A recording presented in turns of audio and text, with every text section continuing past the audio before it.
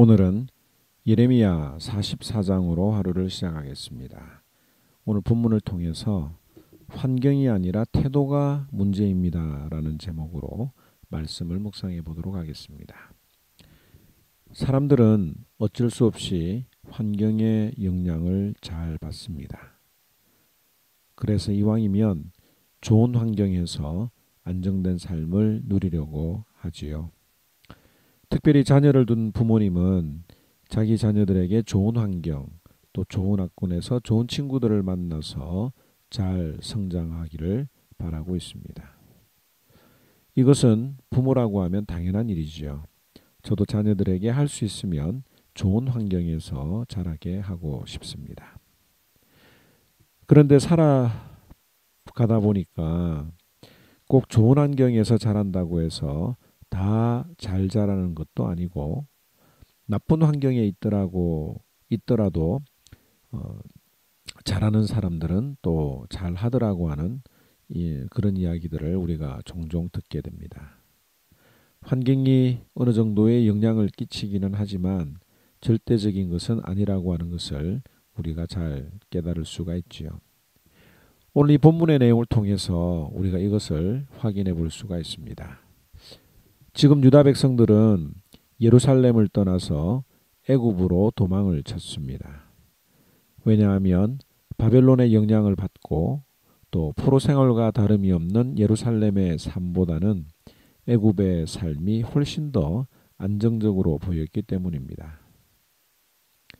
하지만 애굽으로 피했던 저들 역시 하나님의 진노를 피할 수는 없었습니다.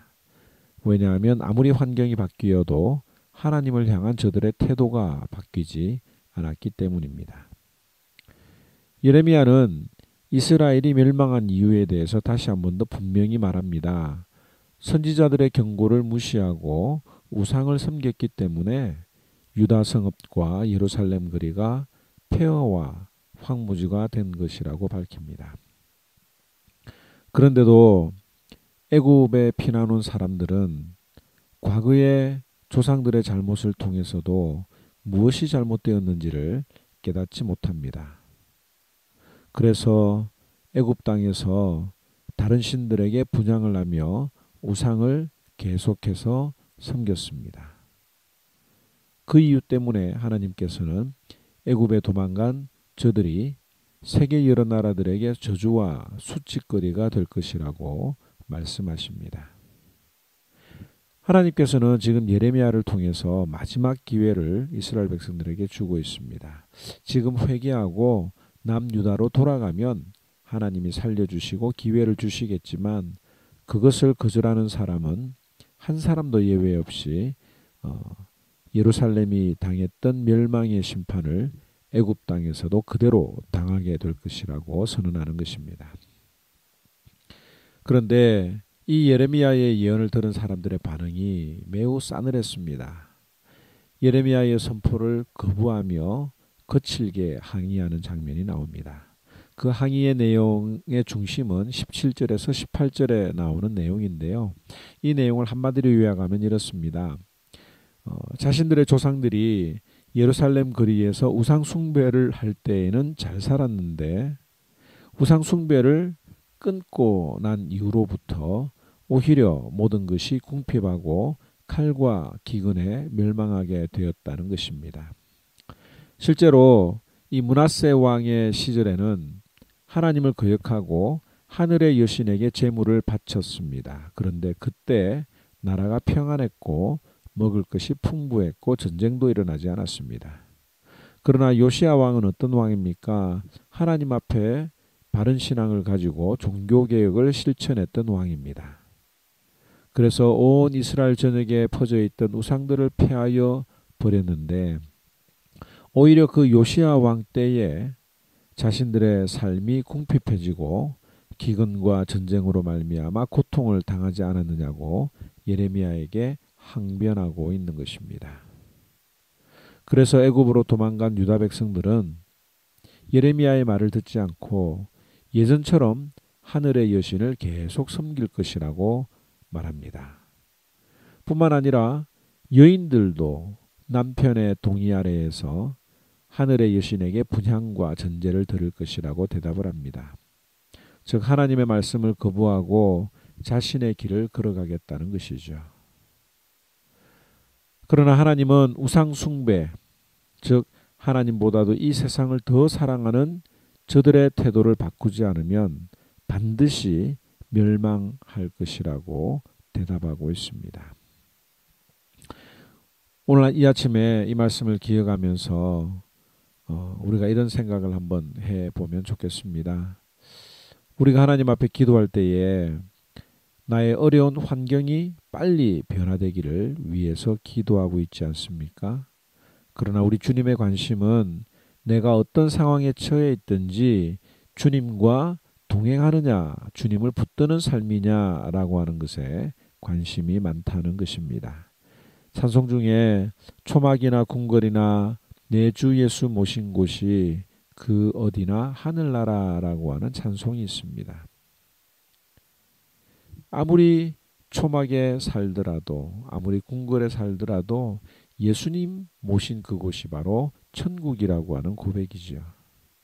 비록 유다 백성들이 살 길을 찾아서 더 좋은 조건을 갖춘 애굽으로 내려갔지만 그들의 삶의 태도, 하나님을 향한 태도가 바뀌지 않았기 때문에 저들은 애굽에서 멸망당할 수밖에 없었던 것입니다. 오늘 이 아침에 이 말씀을 묵상하면서 나도 혹시 환경 탓을 하고 있지는 않는지 한번 돌아보기를 원합니다. 어쩌면 환경 문제가 아니라 내 삶의 태도가 문제라고 하는 것을 깨닫고 하나님을 붙들고 나아가는 저와 여러분들이 되기를 바랍니다. 제44장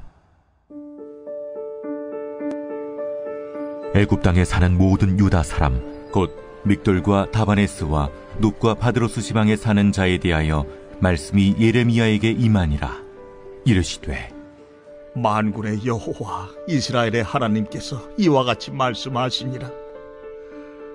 너희가 예루살렘과 유다 모든 성읍에 내린 나의 모든 재난을 보았느니라. 보라, 오늘 그것들이 황무지가 되었고 사는 사람이 없나니 이는 그들이 자기나 너희나 너희 조상들이 알지 못하는 다른 신들에게 나아가 분향하여 섬겨서 나의 노여움을 일으킨 악행으로 말미암음이라. 내가 나의 모든 종 선지자들을 너희에게 보내되 끊임없이 보내어 이르기를 너희는 내가 미워하는 이 가증한 일을 행하지 말라 하였으나 그들이 듣지 아니하며 귀를 기울이지 아니하고 다른 신들에게 여전히 분향하여 그들의 악에서 돌이키지 아니하였으므로 나의 분과 나의 노여움을 쏟아서 유다 성읍들과 예루살렘 거리를 불살랐더니 그것들이 오늘과 같이 폐허와 황무지가 되었느니라. 만군의 하나님 이스라엘의 하나님 여호와께서 이와 같이 말씀하셨느니라. 너희가 어찌하여 큰 악을 행하여 자기 영혼을 해하며 유다 가운데에서 너희의 남자와 여자와 아이와 젖 먹는 자를 멸절하여 남은 자가 없게 하려느냐? 어찌하여 너희가 너희 손이 만든 것으로 나의 노여움을 일으켜 너희가 가서 머물러 사는 애굽 땅에서 다른 신들에게 분향함으로 끊어버림을 당하여 세계 여러 나라 가운데에서 저주와 수치거리가 되고자 하느냐? 너희가 유다 땅과 예루살렘 거리에서 행한 너희 조상들의 악행과 유다 왕들의 악행과 왕비들의 악행과 너희의 악행과 너희 아내들의 악행을 잊었느냐? 그들이 오늘까지 겸손하지 아니하며 두려워하지도 아니하고 내가 너희와 너희 조상들 앞에 세운 나의 율법과 나의 법규를 지켜 행하지 아니하느니라.